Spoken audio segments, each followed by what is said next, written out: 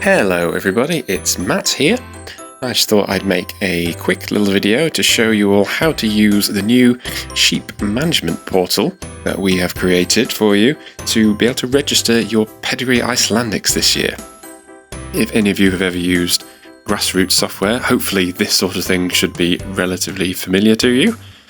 And we are aiming with this to replace all the paper forms, which can be somewhat slow to fill in and certainly very difficult for our Flockbook secretary to kind of keep track of and enter all the details of. The plan in the future for this is that you will be able to log on and manage your flock. But for now, it's just the registrations, just to get the new sheep in there.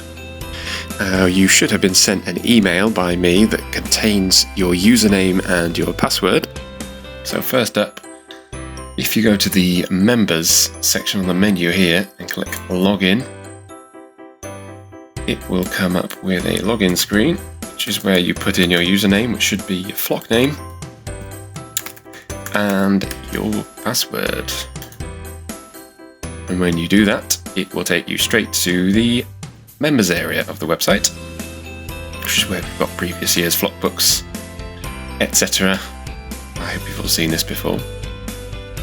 If you go back to the members section now, you'll see some extra options weren't here before. One is the members area, which is where you are now, and then the sheep management portal. So if you click on that, it takes you through. Now at the moment, as you can see, I've only got one option on here, which is update flock details. There's nothing about registering any sheep. See a little warning message here that's saying you've got to update your flock details first. So I'll click on update flock details. Here we go. Right, so this should be relatively self-explanatory. However, if you are stuck on any of what to put in any of these, hover the mouse over and you'll see a little box come up to say a bit of a guide of what you might need to type in here. So I'll fill this in quickly.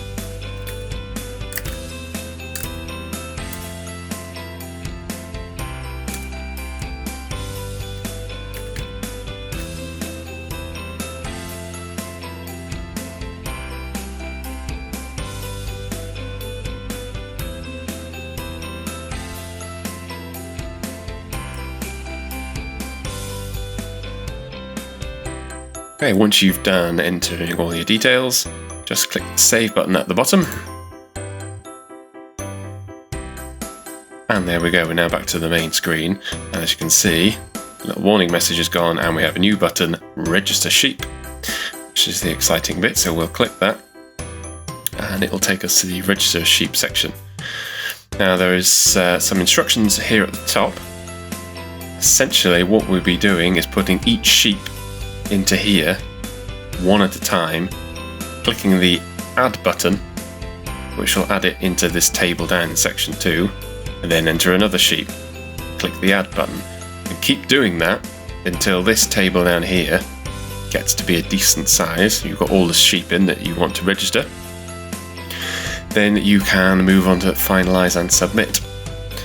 So let's start by entering a sheep. Now this form works exactly like the flock details one, whereby if you're wondering, well, what exactly do they want me to type in here, or how do they want me to type it, you can just hover the mouse over and a little pop-up will come up saying exactly what it wants to look like in a little example.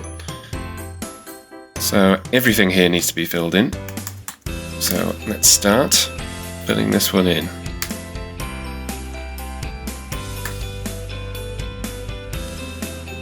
Sheep name.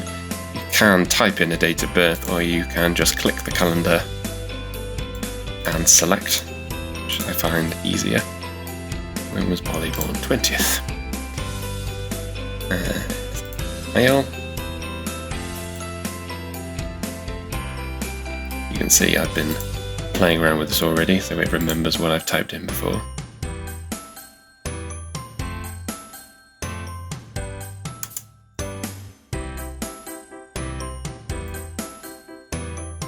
You can see it is quite specific as to how the tag numbers go in. So in fact, what I'm going to do is to type one wrong, and then we'll see what happens with that in a second.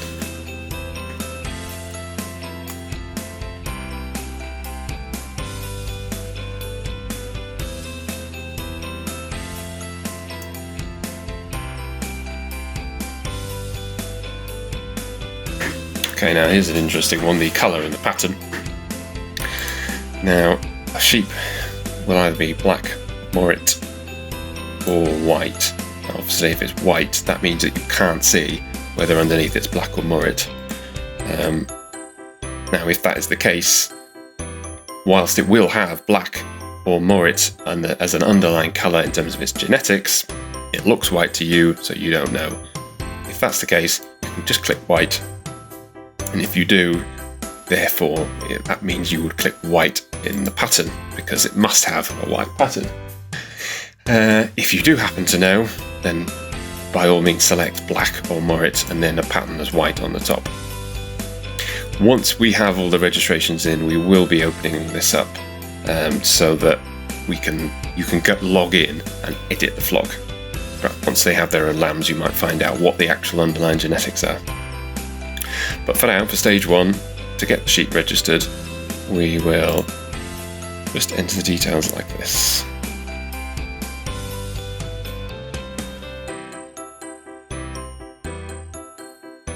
He was part of triplets, so litter is 3. No spotting. Now the note section. This is for you to just put whatever you really want. It doesn't actually make any real difference to anything. The plan being that later on you'll be able to access all of this information. So perhaps if this lamb needed bottle feeding, for example, or was particularly difficult to get out, or just literally anything you might feel might be relevant, this is the place to type it. So put that in. Now I'm going to click Add Sheep. Now remember, I've typed in an incorrect tag here. So I'm going to click Add Sheep.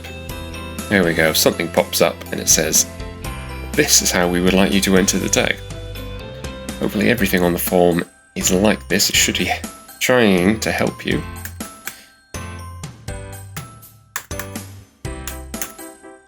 Right, now I put in a proper tag number. Click Add Sheep. No warning messages. Having a little think. Right, and now you can see it's now been added into section 2. So this sheep is in. So that's good.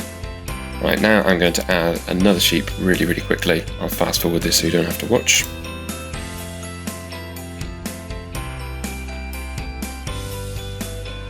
Okay, so there's the details entered. Now I'm ready to click Add Sheep.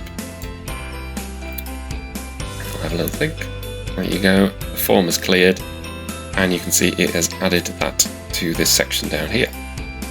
Now, if you are reviewing this information and you think, oh no, I've made a bit of a mistake on that, that's not quite right, then you can remove that entry by just clicking the delete button here.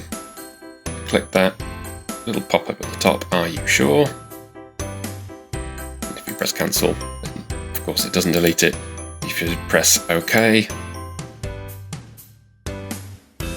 There we go, it's now cleared that sheet. What I'm going to do, I'm going to just re-enter that one, fast forward, and get that sheet back in.